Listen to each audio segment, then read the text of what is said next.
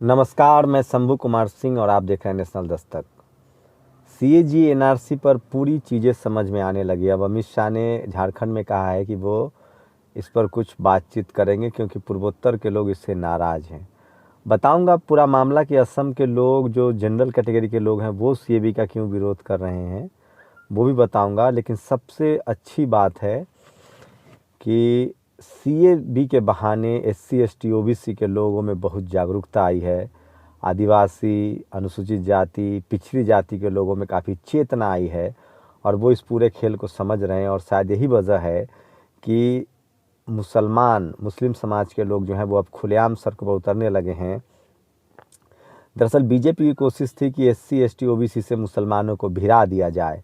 ऐसा नहीं हो सकता था। अयोध्या का मामला हो, चाहे वो नरसंहार का मामला हो, चाहे वो गोधरा कांड हो, मुसलमान हमेशा डरा रहता था। उसको लगता था कि एससी एसटी ओबीसी, जिसको वो हिंदू कहता है अनजाने में, जो कि वर्ण व्यवस्था में शूद्र हैं, अनटचेबल हैं और संविधान के हिसाब से वो हिंदू नहीं है, एससी एसटी ओबीसी हैं, वो किस तरह से अब इन सब बातों से बाहर निकला है। और उसी का नतीजा है कि मुसलमान आज देश भर में प्रदर्शन कर रहे हैं और उसमें Sikh, SC ST OBC minority के लोग उनकी सुरक्षा भी कर रहे हैं। ये सब बातें आराम विस्तार से बताऊंगा। तेजस्वी यादव ने 21 तारीख को बिहार बंद का ऐलान किया है। नीतीश भी अब कह रहे हैं कि हम लागू नहीं करेंगे, जबकि एनआरसी का सीधा सीधा संबंध, सीएबी का सीधा सीधा संबंध जो है वो केंद्र सरकार से है, उसका राज्यों से कोई लेना देना नहीं है। लेकिन ये सीएबी बना क्यों है ये बताऊंगा, और असम के ब्राह्मण क्यों विरोध कर रहे हैं ये भी बताऊंगा, नॉर्थ ईस्ट क्यों विरोध कर रहा है ये भी बताऊंगा, और देश भर में इसका क्या इम्पैक्ट हो रहा है ये भी बताऊंगा। लेकिन उससे पहले इस देश के तमाम लोगों से जो सीएबी पर खुश हैं, सवर्ण समाज के लोगों को ये खबर ज़रूरी है। और उसके बाद सीएबी पर जो लोग खुश हैं, राम मंदिर पर जो लोग खुश हैं, 370 पर जो लोग खुश हैं, जिनको मोदी जी सबसे अद्भुत लगते हैं, उनके लिए बता दूं कि 21 ज़रूरी दवाओं, 21 ज़रूरी, जिसमें बच्चों का वैक्सीनेशन भी है, उस पर 50% का इजाफा होगा। उसकी कीमत 50% बढ़ जाएगी। मतलब 100 रुपये की कोई दवाई है तो वो अब 150 रुपये में मिलेगी। तो ये भक्त लोग अपना देख ले, खुश रहें। दूध के दाम फिर से अमूल डेयरी ने 2 रुपये और मदर डेयरी ने 3 रुपये बढ़ा दिए हैं। और इसी महीने से हो सकता है कि रेलवे का किराया जो है वो भी 15% से ज़्यादा या 50% के बीच में इजाफा कर दिया जाए। तो आप लोग खुश रहिए, देश नहीं बिकने दूंगा की हकीकत है। और आप राम मंदिर, सीएजी, 370, मुसलमानों को मारो, आरक्षण खत्म करो पर खुश रहिए। अब मैं आता हूँ SC ST OBC minority. Assam में जो ये पूरा विरोध हो रहा है वो क्यों हो रहा है वो भी बताऊंगा। लेकिन सबसे पहले, इस देश में ऐसा नहीं होता था कि मुसलमानों पर अत्याचार हो और वो विरोध प्रदर्शन करे, लेकिन वो अब करने लगे हैं। क्योंकि जो जातिवादी, ब्राह्मणवादी, मनुवादी लोग थे, जो एससी एसटी ओबीसी को, कुर्मी, कहार, कोइरी, वाल्मीकि, जाटव, पासवान, इन सबको आगे करके दंगा करवा देते थे, अब ये लोग समझने लगे हैं और ये मुसलमानों के साथ पूरे देश में एकजुटता से के साथ खड़े हैं। और इसका नतीजा है कि मुसलमान अब सेफली प्रोटेस्ट कर रहा है, धरना दे रहा है, प्रदर्शन कर रहा है और एससी एसटी लोग के साथ इनके साथ हैं। देश भर से जो रिपोर्ट्स आ रही है उसमें एससी एसटी ओबीसी के लोग जो हैं वो सीएबी का विरोध कर रहे हैं। क्योंकि यकीन मानिए कि एनआरसी जब लागू होगा तो एससी एसटी ओबीसी भी बाहर हो जाएंगे।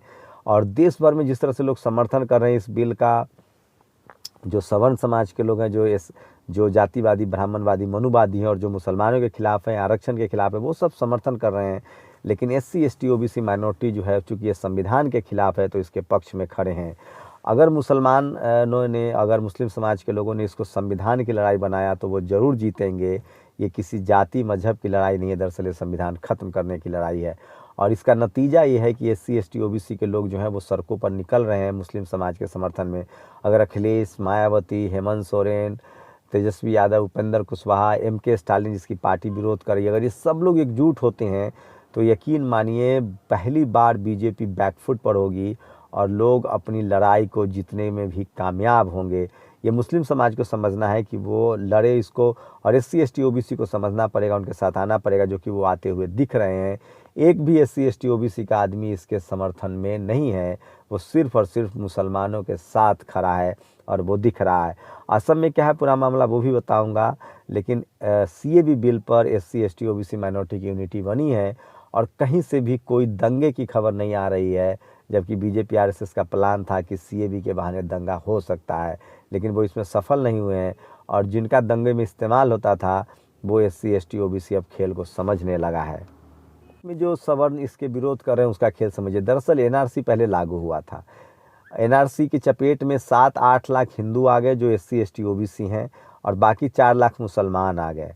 अब जब CAB बिल आया है तो सरकार की कोशिश है कि जो SC ST OBC है उनको भारत की नागरिकता दे देंगे और जो मुसलमान है उसको बाहर करेंगे। लेकिन जो सवर्ण है असम के या नॉर्थ ईस्ट के वो किसी कीमत पर हिंदू को भी बर्दाश्त नहीं करना चाहते हैं। तो सोचिए कि ये सवर्णों की मानसिकता है, इसीलिए वो बढ़ चढ़कर CAB का विरोध कर रहे हैं। उनको लगता है कि अगर CAB लागू हो गया तो जो 8 लाख SC ST OBC के लोग जो NRC की चपेट में आए हैं, आइडेंटिफाई हुए हैं, उनको असम में रहने का अधिकार मिल जाएगा, नॉर्थ ईस्ट में रहने का अधिकार मिल जाएगा। इसलिए ब्राह्मण जो है मनुवादी जातिवादी हैं वो CAB का विरोध कर रहे हैं। लेकिन देश के दूसरे हिस्सों में जहाँ अभी तक NRC लागू नहीं हुआ है वहाँ CAB का विरोध नहीं हो रहा है। तो ये सरकार इस बार होशियारी में लगातार फंस गई है। अगर NRC लागू होता तो SC ST OBC के लोग बाहर हो रहे थे जिस तेज़ी से, तो BJP की मिट्टी पलीद हो जाती, वो आंदोलन करने लगते।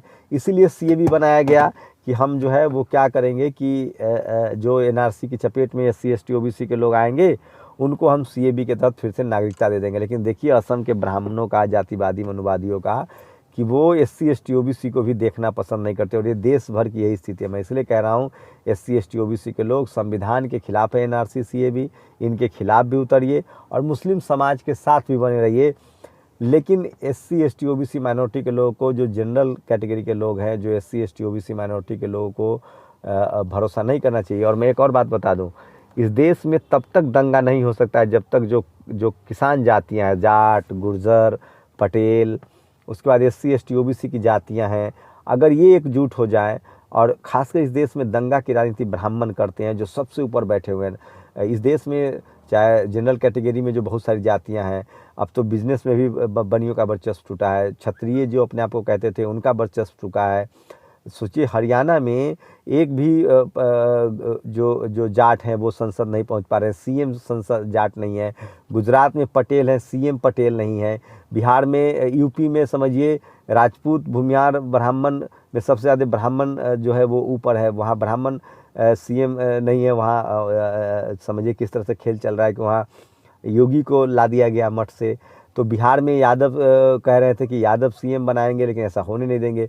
तो जो मेहनतकश जातियाँ, जो किसान जातियाँ, पटेल, गुर्जर, जाट समुदाय के लोग, ये सब NRC पर दिख रहे हैं कि ये इनको कोई मतलब नहीं है, CAB पर इनको मतलब नहीं है और ये मुसलमानों के खिलाफ सड़कों पर नहीं आ रहे हैं।